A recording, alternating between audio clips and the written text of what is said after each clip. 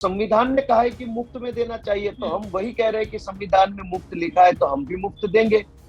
इसीलिए तो फ्री का शब्द लगा। और आज तक की सरकारों ने शिक्षा को बेचा, बिजली बेची, इलाज बेचा, जनता को लूट लिया बेच बेच के। गुजरात में बीजेपी ने इतना मतलब खराब काम किया, इतना गंदा काम किया कि मुद्दों की यहाँ पे कोई कमी ही नहीं है। पूरे देश में आज लफंगई, गुंडई, बलात्कार, चोर चपाटे किस पार्टी में? पूरे देश का देख लीजिए, गुजरात का देख लीजिए, सारे चोर उचक्के किस पार्टी में है, किस पार्टी से जुड़े हुए, कौन पार्टी उसको प्रोटेक्ट करती है? देख लीजिए पूरे प्रदेश में कांग्रेस के नेताओं की घटिया सोच, घटिया स्ट्रेटेजी, घटिया कोऑर्डिनेशन ही उसको पीछे ले जाने के लिए काफी है। आम आदमी पार्टी और गोपाल इटालिया, केजरीवाल कुछ नहीं है। वो लोग अपने आप से पीछे रह जाएंगे। पूरे देश ने उनको नकारा है। कांग्रेस को रोकने के लिए या कांग्रेस को कमजोर करने के लिए किसी की जरूरत नहीं है। खुद कांग्रेस ही काफी है, इनफ है। वो खुद कर लेंगे, अपनी पार्टी को खराब कर लेंगे। नमस्कार, स्वागत है आप सभी का लोकमत हिंदी पर। मैं हूं आपके साथ मेघना सचदेवा। गुजरात में 2022 के विधानसभा चुनाव होने वाले हैं और इस विधानसभा चुनाव को लेकर सिर्फ गुजरात की जनता की नहीं बल्कि पूरे देश की निगाहें बनी हुई है। कारण यह है कि इस बार गुजरात में जहां पर कांग्रेस और भाजपा को ही जनता वोट देती आई है, वहां पर कुछ और पार्टियां भी चुनावी मैदान में उतर रही है। खासकर आम आदमी पार्टी ने अपना ताबड़तोड़ प्रचार शुरू कर दिया है और आम आदमी पार्टी के कुछ बड़े चेहरे हैं जिनसे आज हम बात करने की कोशिश कर रहे हैं। उनमें से एक है गोपाल इटालिया, आम आदमी पार्टी के गुजरात प्रदेश अध्यक्ष। सर, स्वागत है आपका लोकमत हिंदी पर। Thank you, thank you. Gopal ji, देखिए, गुजरात की राजनीति में आम आदमी पार्टी की धमाकेदार एंट्री हुई है और बहुत कुछ एक्सपेक्ट लोग कर रहे हैं, लेकिन क्या आप जनता को उतना दे पाएंगे? चुनाव बताएंगे, लेकिन फिलहाल के लिए क्या तैयारी है, क्या प्लानिंग है आने वाले गुजरात विधानसभा चुनाव के लिए? गुजरात में आम आदमी पार्टी को लेकर के जनता में काफी एक विश्वास और उम्मीद का माहौल बना हुआ है सालों से, क्योंकि लोगों के पास दो ही पार्टियां थी। तो मजबूरी में किसी ने बीजेपी को दे दिया, किसी ने मजबूरी में कांग्रेस को वोट दे दिया, और ये बार बार होता आया। जनता तो कितने सालों से समझ रही है कि ये ठीक नहीं हो रहा है, लेकिन उनके पास आज तक कोई ऑप्शन नहीं था। तो मजबूरी थी, या तो बीजेपी को वोट देना पड़ता था या कांग्रेस को वोट देना पड़ता था। तो इस बार एक नया ऑप्शन आया है, नया विकल्प आया है जी। और एक दमदार पार्टी है जिन्होंने, अरविंद केजरीवाल जी ने और आम आदमी पार्टी ने दिल्ली में भी काम करके दिखाया है। 300 यूनिट बिजली पंजाब में फ्री करके दी है। दिल्ली में तो पहले से ही 200 यूनिट बिजली फ्री मिल रही है। अच्छे स्कूल बना दिए हैं दिल्ली में, पंजाब में चालू हो गया है काम। तो जनता को न सिर्फ एक पॉलिटिकल पार्टी मिली है, लेकिन एक काम करने वाला ईमानदार पक्ष मिला है, जिसका पहले का उदाहरण भी लोगों के सामने है। तो जनता इस बार बड़ी एक्साइटेड है। हम भी बड़ी कोशिश कर रहे हैं, हर गांव, हर घर, हर आदमी तक हमारी बात और विचार पहुंचाने के लिए। कुल मिला के आम आदमी पार्टी गुजरात में काफी मजबूत स्थिति में आ चुकी है। जी। सर, देखा जा रहा है कि हर चुनाव प्रचार में अरविंद केजरीवाल और तमाम बड़े नेता जो हैं आम आदमी पार्टी के, वो प्रचार कर रहे हैं। लेकिन फिलहाल सबसे बड़ा सवाल ये है कि जिस रेवड़ी पॉलिटिक्स की बात से गुजरात में आप लोगों ने एंट्री की, एक तरह से धमाकेदार एंट्री, क्योंकि उसी के बाद से हमने देखा कि जो फ्री की पॉलिटिक्स को लेकर एक डिबेट है वो छिड़ गई। लेकिन गुजरात में बार बार ये कहा जा रहा है कि भाई हम तो फ्री की रेवड़ी देंगे, जनता को जिसको बुरा लगता है लगने दो। सर, इस पर आपकी राय क्या है? क्या वाकई ये जो आप योजनाएं लेकर आते हैं, जिसे आप फ्री की रेवड़ी कहते हैं या फिर आप कहते हैं योजनाएं, ये जनता के हित की योजनाएं हैं, क्या वाकई इससे जनता को फायदा मिल रहा है और आने वाले वक्त में मिलेगा? आप ही मुझे बताइए कि अगर किसी बच्चे को शानदार स्कूल में अच्छे से अच्छी शिक्षा फ्री में मिले तो इससे जनता का फायदा नहीं होगा? जी। तो इसमें फ्री की रेवड़ी क्या हो गई? इस देश में पैदा होने वाले हर बच्चे का अधिकार है कि उसको अच्छे से अच्छी शिक्षा मिले। यह हमारा दुर्भाग्य रहा है कि हमारे पहले की जो भी पार्टियां रही सरकारों में, उन्होंने शिक्षा पे इतना ध्यान नहीं दिया। तब जाके आज देश के हजारों करोड़ों लोग आज अनपढ़ है या कम पढ़े लिखे हुए। तो क्या इस देश के किसी भी बच्चे को अच्छी शिक्षा देना फ्री की रेवड़ी है? और अगर ये शिक्षा देना रेवड़ी है तो हम तो देंगे रेवड़ी, क्यों नहीं देंगे? इस देश का कोई भी नागरिक अगर बीमार होता है, उसको कोई बीमारी लगती है और उसके जेब में पैसा नहीं है, तो क्या हम उनकी जान नहीं बचाएंगे? दुनिया का कौन सा ऐसा देश है जो अपने नागरिकों की जान नहीं बचाता है? तो अरविंद केजरीवाल जी, आम आदमी पार्टी कह रही है कि चाहे आपके जेब में पैसे नहीं है, चाहे आप अमीर है, चाहे गरीब है, चाहे जो भी है, लेकिन आपका जान बचाएंगे, आपको बीमारी से मुक्त करवाएंगे, आपका इलाज करवाएंगे। तो क्या इलाज करवाना रेवड़ी बांटना है? और अगर बीजेपी को लगता है कि किसी का, गरीब आदमी का इलाज करवाना रेवड़ी है, तो हम ये रेवड़ी बांटेंगे, बार बार बांटेंगे और पूरे इज्जत से बांटेंगे, क्यों नहीं देंगे। इस देश में जो काम काफी सालों से पहले हो जाना चाहिए था, वो काम अब हम कर रहे हैं, और तब भी इसमें बीजेपी को दिक्कत हो रही है। ये तो गलत बात है। क्या इस देश के आदमी को पानी साफ सुथरा पीने का पानी नहीं मिलना चाहिए? केजरीवाल जी कह रहे हैं और दिल्ली में दे रहे पानी, तो गुजरात में भी देंगे, तो इसमें क्या फ्री की रेवड़ी होगी? तो हम जो है, जनता के बुनियादी अधिकार है, अच्छा जीवन जीने के लिए जो भी चीजों की जरूरत रहती है, उन्हीं चीजों को देने की बात करते हैं। और वो चीज पाना तो उनका संवैधानिक अधिकार है। संविधान में लिखा है कि हर बच्चे को शिक्षा दी जाएगी, सबको इलाज दिया जाएगा, सबको पानी दिया जाएगा, एक सम्मानपूर्ण जीवन दिया जाएगा। तो आदमी का जीवन सम्मानपूर्ण कैसे बनता है? जब वो अच्छे से अच्छी सुविधाएं पाता है सरकार की ओर से, तब उसका सम्मानपूर्ण जीवन बनता है। तो हम वो दे रहे हैं। अगर किसी को भी रेवड़ी लगती है तो हम देंगे, रेवड़ी देंगे। ठीक है गोपाल जी, लेकिन इस पर भी कुछ लोग सवाल करते हैं कि अगर ये जनता का संवैधानिक अधिकार आप मानते हैं कि जनता को ये सब चीजें मिलनी चाहिए, मूलभूत सुविधाएं मिलनी चाहिए जो वाकई सबका हक होता है, तो आप इसके आगे फ्री क्यों लगाते हैं? ये तो उनका हक है, बल्कि जागरूकता अभियान चलाने चाहिए कि उनको कैसे अपने हक के लिए लड़ाई लड़नी है। तो इसके आगे ये फ्री शब्द लगाना क्या जरूरी हो जाता है? क्योंकि संविधान में ही लिखा ना कि फ्री देना पड़ेगा। हम्म। संविधान में लिखा है कि सबको फ्री एंड फेयर एजुकेशन देना पड़ेगा। फ्री शब्द संविधान के अंदर लिखा हुआ है। जी। तो संविधान ने कहा है कि मुफ्त में देना चाहिए, तो हम वही कह रहे हैं कि संविधान में मुफ्त लिखा है तो हम भी मुफ्त देंगे। इसीलिए तो फ्री का शब्द लगा। और आज तक की सरकारों ने शिक्षा को बेचा, बिजली बेची, इलाज बेचा, जनता को लूट लिया बेच बेच के। जो चीज बेचने को नहीं कहा गया है संविधान में, उसी चीजों को बेच दिया गया है। तो हम उसी चीज को फ्री में दे रहे हैं जो फ्री में देने की बात कही गई है, तो कहेंगे फ्री में। चलिए गोपाल जी, इसका क्या नतीजा आने वाले चुनाव में आपको मिलता है, नहीं, देखने वाली बात है। और आरोप प्रत्यारोप पर भी आगे हम चर्चा करेंगे, लेकिन बहुत जरूरी बात है कि हम इस डिस्कशन में बात करें गुजरात की जनता की कि उनकी क्या दिक्कतें हैं, क्या परेशानियां हैं, क्या आप उन परेशानियों से अवगत अब तक हो पाए हैं या फिर नहीं, और आपकी प्लानिंग क्या है। पिछले विधानसभा चुनाव की बात की जाए तो ग्रामीण क्षेत्रों में जहां पर ऐसा माना जाता है कि भाजपा का दबदबा नहीं है, जबकि शहरी क्षेत्र में अच्छे खासे वोट्स भाजपा को मिले, ग्रामीण क्षेत्र की जनता जो है वो चाहती है कि उनके लिए कुछ बदलाव हो। वो आंकड़ों में नजर आया पिछली बार, जहां पर अच्छा प्रदर्शन भाजपा नहीं कर पाई। आपकी ग्रामीण क्षेत्रों के लिए रणनीति क्या है सर इस बार? देखिए, ये ग्रामीण शहरी इधर उधर की बातें होती ना, वो सिर्फ ऊपर ऊपर की बातें हैं। जी। जनता को तो इससे, चाहे ग्रामीण जनता है चाहे शहरी जनता है, जनता को एक ही चीज से लेना देना है कि महंगाई कौन कम कर रहा है, कौन उनके बच्चों को पढ़ा रहा है, कौन उनका इलाज करवा रहा है। क्या ग्रामीण आदमी को इलाज नहीं चाहिए? क्या शहरी आदमी को शिक्षा नहीं चाहिए? जो शिक्षा जो है, स्वास्थ्य सुविधा जो है, बिजली जो है, पानी जो है, वो चाहे रूरल में रहता है चाहे अर्बन में रहता है, गरीब है अमीर है, सबको चाहिए। तो हम सबकी जरूरत की बात करते हैं। सबको सबको जो प्रॉब्लम फेस करना पड़ता है हम उसकी बात कर रहे हैं। तो सारे जो लोग हैं, चाहे गांव का है, चाहे सेमी टाउन का है, चाहे अर्बन शहर का है, हम सबके अधिकारों की बात कर रहे हैं और सबको उनकी बुनियादी जो अधिकार है वो देने की बात कर रहे हैं। तो हर लेवल पे आम आदमी पार्टी को प्यार मिल रहा है, सपोर्ट मिल रहा है, और लोगों को भी हर गांव में भी भरोसा है, शहरों में भी भरोसा है कि इस बार एक मौका अरविंद केजरीवाल को देंगे। जी सर, आपने कहा कि ग्रामीण और शहरी क्षेत्र दोनों की आप लोग बात कर रहे हैं, लेकिन सवाल वही है कि पारंपरिक वोट जो है भाजपा और कांग्रेस को जाते हैं।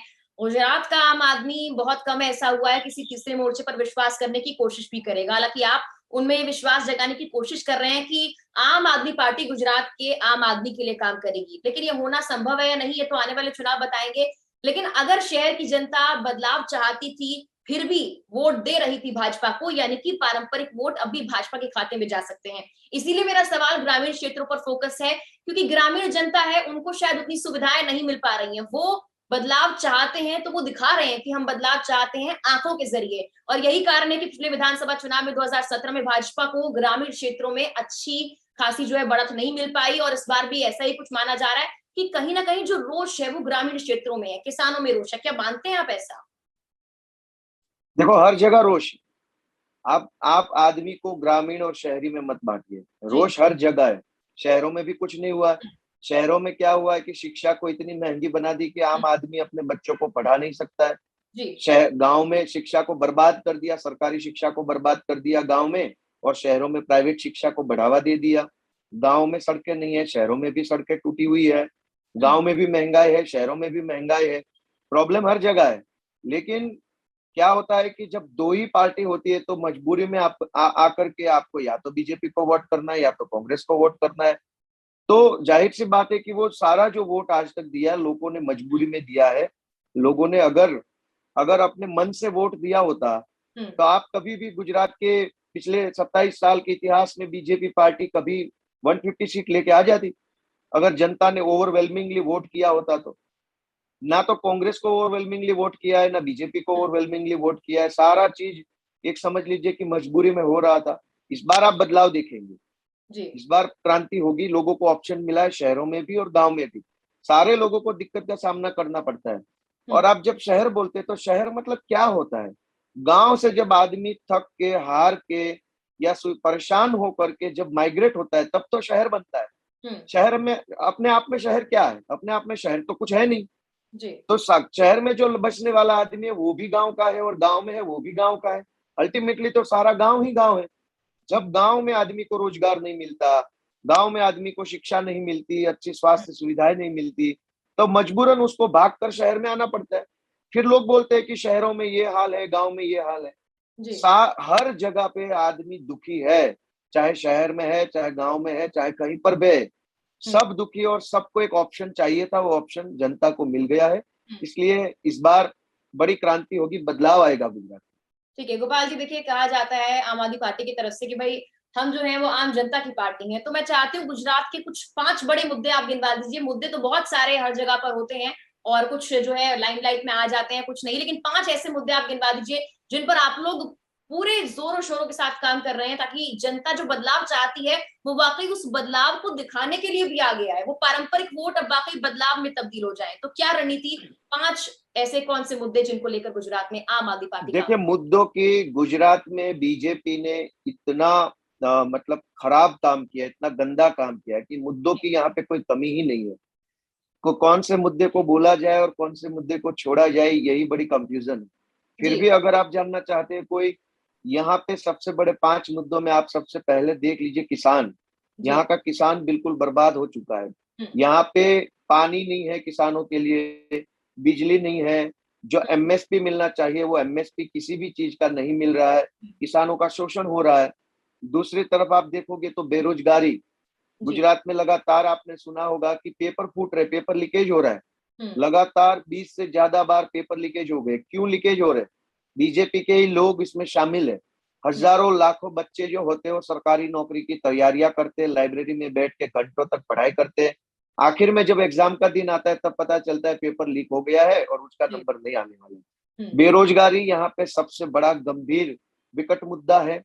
तीसरी चीज है शिक्षा का निजीकरण। कितने लोग परेशान हैं। शिक्षा को यूं समझ लो कि जिसके पास पैसा है वही पढ़ सकेगा, जिसके पास पैसा नहीं पढ़ सकेगा। सारी स्कूलें प्राइवेट है, सारे कॉलेजेस प्राइवेट है, यूनिवर्सिटियां प्राइवेट है, हर चीज प्राइवेट है। तो लोग अब परेशान है क्योंकि खर्चा पढ़ाई का बढ़ता जा रहा है और इतनी इनकम बढ़ती नहीं है। हर आदमी चाहता है कि उनके बेटे बेटियों को पढ़ाया जाए, लेकिन उनकी इनकम तो बढ़ती नहीं है और जी। पढ़ाने का खर्चा बढ़ता जा रहा है। तो शिक्षा कैसे मिलेगी लोगों को? और जी। तीसरी चौथी चीज है इलाज।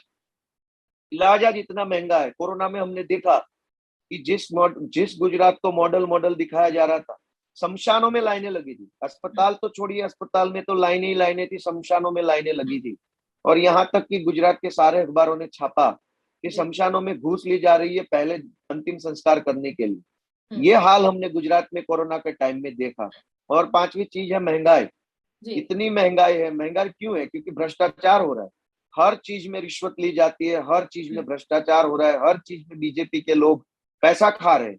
और वो इतना पैसा खा रहे हैं कि आखिर में वो बोझ जनता के ऊपर पड़ता है। दही में, दूध में, छाछ में, इधर उधर सारी चीजों में जीएसटी लग रहा है। क्यों लग रहा है? क्योंकि बीजेपी के नेता पैसे खा रहे हैं। तो ये जो 5 मुद्दे हैं, जनता इनसे बहुत परेशान है। और एक छठा मुद्दा जो सबसे अहम भी है, बीजेपी की एरोगेंसी। बीजेपी के अंदर आज इतना अहंकार आ गया, इतना अहंकार आ गया कि वो जनता की सुनिए, जनता की छोड़िए, अपने पार्टी के लोगों की बात भी पार्टी बीजेपी नहीं सुन रही। सब लोग दुखी है, बीजेपी के कान बंद है। वो इतनी अभिमान में है, इतने अहंकार में है कि वो सुनना ही नहीं चाहते किसी की बात, किसी की पीड़ा को सुनना नहीं चाहते। जो आदमी आवाज उठाता है पुलिस उसको पकड़ के जेल में बंद कर देती है, पुलिस उसको मारती है, बीजेपी के गुंडे उनको धमकाते। इतनी एरोगेंसी, इतना अहंकार। तो जनता इन सारे मुद्दों से परेशान है और यही मुद्दों पे हम एक अच्छा सा सॉल्यूशन लेके जनता के बीच जा रहे हैं। जनता को आम आदमी पार्टी पे, अरविंद केजरीवाल पे भरोसा है। केजरीवाल जो बोलता है वो केजरीवाल करके देगा। ठीक है गोपाल जी, आपने अहंकार की बात की और आपने कहा कि सुनते नहीं हैं भाजपा वाले, जो कुछ उनके खिलाफ बोला जाता है वो पुलिस में डाल देते हैं, ऐसा आपका मानना और कहना है। लेकिन आप बताइए कि फिलहाल अगर देखा जाए, क्योंकि खबरों में यही चल रहा है कि आम आदमी पार्टी धमाकेदार प्रचार कर रही है गुजरात में, आप लोग हर मंच से कुछ नारे आप दे रहे हैं, कुछ नारे जो आंदोलन में दिए जा रहे हैं उनको आगे बढ़ा रहे हैं। उसमें से एक ये भी है कि एक कटोरी दो समोसा, भाजपा तेरा जीरो भरोसा, इस तरह के नारे जो हैं वो आपके मंच से दिए जा रहे हैं, आपके तमाम बड़े नेता दे रहे हैं। आप लोग भी तो उनके खिलाफ बहुत बोल रहे हैं, लेकिन हर जगह प्रचार हो रहा है, हर जगह आप लोग जा रहे हैं, रैलियां कर रहे हैं। क्या बहुत जगह आपको रोका गया, और अगर रोका गया तो अभी तक ऐसा नजर तो नहीं आया कि आम आदमी पार्टी वाकई गुजरात में प्रचार बहुत तेजी के साथ करती हुई नजर आ रही है? सर, रोका गया ना, हर जगह रोका गया। क्यों नहीं रोका गया, मैं बताता हूँ आपको। जी। जैसे हमने सूरत में गणपति का पंडाल लगाया था, हमारे प्रदेश के जनरल सेक्रेटरी मनोज सौरठिया पे वायलेंट अटैक हुआ और उसका सर फोड़ दिया गया। पूरे नेशनल मीडिया ने कवर किया, बीजेपी के कुछ लफंगे गुंडे आए और मनोज सौरठिया को मारा, ये सबने देखा। पिछले दिनों में हमने आनंद में, जो एक डिस्ट्रिक्ट पड़ता है, वहां अरविंद केजरीवाल की सभा रखनी चाहिए, अलग अलग करके 7 वेन्यूज को कैंसिल करवाया बीजेपी के गुंडों ने। बीजेपी का लोकल एमएलए एमपी जो है, जैसे भी हम किसी वेन्यू को फाइनल करते हैं, किसी पार्टी प्लॉट को या बैंक्वेट हॉल को या इधर उधर की जगह को, बीजेपी के लोकल गुंडे वहां पहुंच के धमका रहे थे कि आप अगर केजरीवाल को अपना बैंक्वेट हॉल किराए पे देंगे तो फिर आपका धंधा का नुकसान करा देंगे। तो आनंद में हमने 7 जगह पे लोकेशन फाइनल किया और बीजेपी के लफंगों ने कैंसिल करवा दिया। अंत में आज तक आनंद डिस्ट्रिक्ट में अरविंद केजरीवाल का प्रोग्राम नहीं हो पाया। अभी पिछले कुछ दिन पहले वडोदरा में अरविंद केजरीवाल का प्रोग्राम हमें करना था, शिक्षा पे संवाद करना था अभिभावकों से और टीचरों से। तो अलग अलग 4-5 जगहों पे, सॉरी 13 जगहों पे, 13 जगहों पे बीजेपी के लोकल एमपी और एमएलए ने गुंडई की, लफंगई करी और 13 वेन्यू को कैंसिल करवाया। जैसे ही हम किसी पार्टी प्लॉट को फाइनल करते थे, बीजेपी के एमपी उनको गाली देते थे और कहते थे कि आम आदमी पार्टी को तुम्हारा हॉल या पार्टी प्लॉट मत देना वरना धंधा खराब कर देंगे। अंत में, अभी की बात कर रहा हूँ, अंत में 14वें आदमी ने अपना बैंक्वेट हॉल जो है, पार्टी प्लॉट, वो आम आदमी पार्टी के प्रोग्राम के लिए किराए पे दिया। बीजेपी के एमपी ने उनके साथ बहुत गाली गलौज किया, लेकिन वो आदमी बोला कि मैं ईमानदार आदमी हूँ, मैं तो दूंगा ही दूंगा। जैसे ही 14वें आदमी ने आम आदमी पार्टी को अपनी प्रॉपर्टी किराए पे दी, अरविंद केजरीवाल का प्रोग्राम खत्म होते ही नगर निगम के 50 से ज्यादा लोग, 100 से ज्यादा पुलिस वाले, बीजेपी के कुछ पार्षद और बीजेपी के कुछ गुंडे लफंगे उसके पार्टी प्लॉट को तोड़ने के लिए आ गए। बड़ा हंगामा हुआ, पूरा दिन ड्रामा चला। आप समझिए कि ये लोग, अहमदाबाद में अभी अरविंद केजरीवाल का प्रोग्राम था, 5 जगह पे वहां पर भी वेन्यू कैंसिल करवाए। ये लोग पूरे प्रदेश में अरविंद केजरीवाल या आम आदमी पार्टी को प्रोग्राम करने के लिए जो प्रॉपर्टी चाहिए वो किराए पे नहीं देने दे रहे। बताइए, इससे ज्यादा तानाशाही, इससे ज्यादा अहंकार क्या हो गया? आप विपक्षी पार्टी को प्रोग्राम नहीं करने देंगे गुजरात में, इतनी तानाशाही करेंगे आप? तो बहुत सी चीजें, ये हमारे होर्डिंग्स फाड़ देते हैं, हमारे कार्यकर्ताओं को धमकाते हैं। हमारे कार्यकर्ता जब डोर टू डोर कैंपेन करते हैं तो पुलिस उसको पकड़ के बिठा देती है थाने में, बोले कि आप किसकी परमिशन से डोर टू डोर कर रहे हो? अब डोर टू डोर जाने में कौन सी परमिशन लगती है, कौन सा कानून लगता है?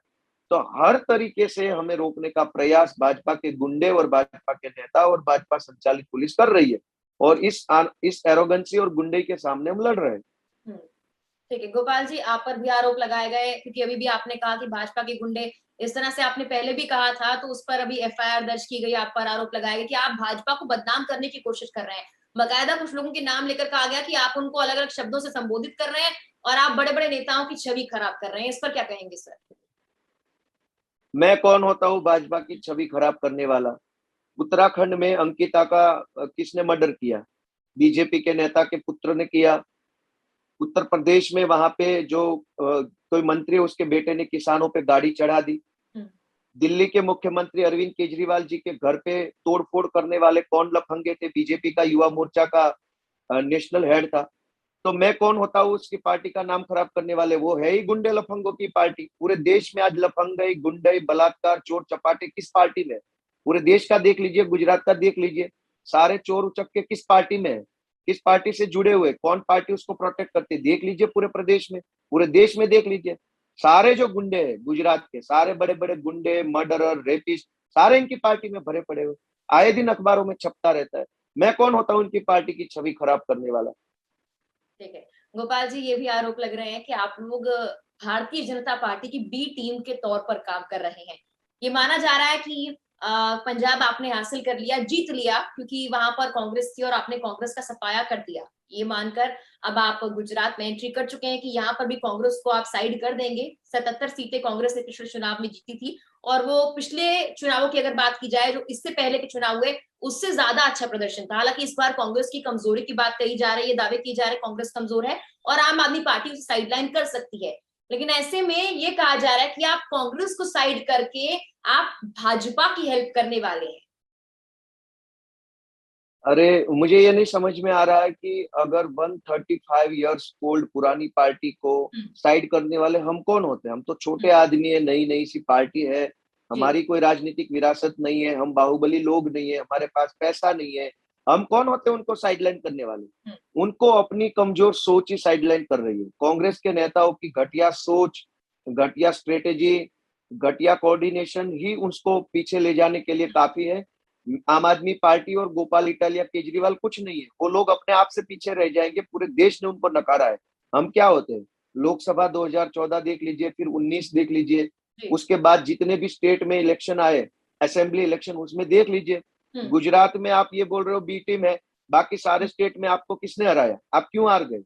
जब आपके पास अपना अपना कोई कोऑर्डिनेशन नहीं है, आपकी पार्टी में अब कोई नेता नहीं बचा, आपके पास कोई सोच नहीं बची है, कोई स्ट्रेटजी, कोई विजन, एज ए पार्टी आपके पास जो होना चाहिए कुछ नहीं बचा है, इसलिए आप सारे स्टेट में हार रहे हैं। और इल्जाम ये लगा रहे कि आम आदमी पार्टी ये कर रही है, वो कर रही है। तो कांग्रेस को रोकने के लिए या कांग्रेस को कमजोर करने के लिए किसी की जरूरत नहीं है, खुद कांग्रेस ही काफी है, इनफ है, वो खुद कर लेंगे, अपनी पार्टी को खराब कर लेंगे।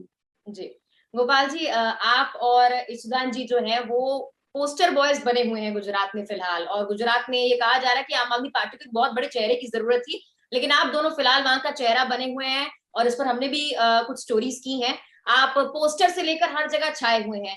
अब सवाल ये है कि आने वाले वक्त में जो सीएम की कुर्सी है वो किसको मिलने वाली है, ये जो है आप दोनों को पता है या नहीं ये तो हम नहीं जानते, लेकिन आपसे सवाल जरूर बनता है कि सर गुजरात की सीएम के लिए क्या तैयारी की है अरविंद केजरीवाल ने, आम आदमी पार्टी ने। आप भी जानते ही होंगे कि सीएम को लेकर जो है बहुत अटकलें तेज हो गई हैं कि किसका नाम सामने आ सकता है। आपको लेकर भी बातें चल रही हैं, ईशुदान जी को लेकर बातें चल रही हैं, राघव चड्ढा जी को लेकर बातें चल रही हैं, तो क्या कहेंगे इसको लेकर?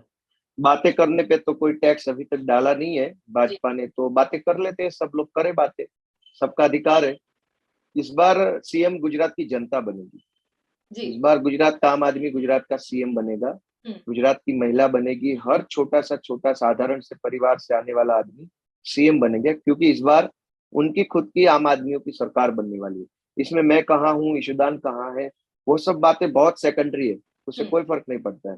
फर्क इससे पड़ता है कि सरकार जो भी बनती है वो जनता के लिए क्या काम करने वाली है। तो जनता को पता है कि इस बार जो भी सरकार बनेगी वो इनके बच्चों के लिए स्कूल बनाने वाली है, जो भी सरकार बनेगी वो इनके बच्चों के लिए अस्पताल बनाने वाली है, बिजली देने वाली है। तो जनता ने तय कर लिया कि वो खुद सीएम बनेंगे, खुद की सरकार बनाएंगे और खुद के बच्चों के लिए स्कूल बनाएंगे। चलिए, एक आखिरी सवाल है आपसे गोपाल जी, जूता फेंकने वाला जो आपका किस्सा है काफी वायरल हुआ था और उसी की गूंज अरविंद केजरीवाल के कानों तक पहुंची, और उसके बाद भ्रष्टाचार के खिलाफ आपने ऐसी आवाज बुलंद की कि आप आज आम आदमी पार्टी के प्रदेश अध्यक्ष के तौर पर गुजरात में काम कर रहे हैं। तो क्या आपको लगता है कि वाकई ये जो गूंज भ्रष्टाचार के आंदोलन के तौर पर सामने आई, जो आपने आवाज बुलंद की, वो आने वाले चुनाव में आपको रिजल्ट देगी? देखिए, हर एक छोटा छोटा कार्य जो होता है वो हमें एक बड़ी सफलता की ओर ले जाता है। ऐसा नहीं है कि कोई एक छोटी सी या बड़ी सी एक चीज कर ली, एक काम कर लिया, एक आवाज लगा ली और आप सक्सेस हो जाओगे। बड़ी सक्सेस पाने के लिए हर छोटी छोटी सक्सेस को आपको पाना पड़ेगा।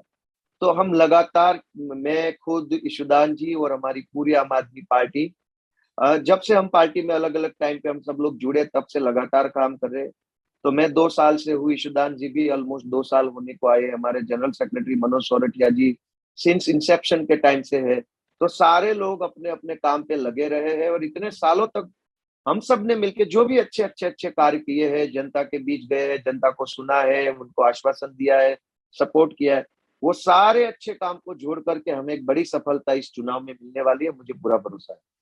चलिए देखते हैं कि आम आदमी पार्टी गुजरात के आम आदमी का मूड बदल पाती है या फिर नहीं। गोपाल जी, जुड़ने के लिए हमारे साथ, तमाम बातें साझा करने के लिए आपका बहुत बहुत धन्यवाद।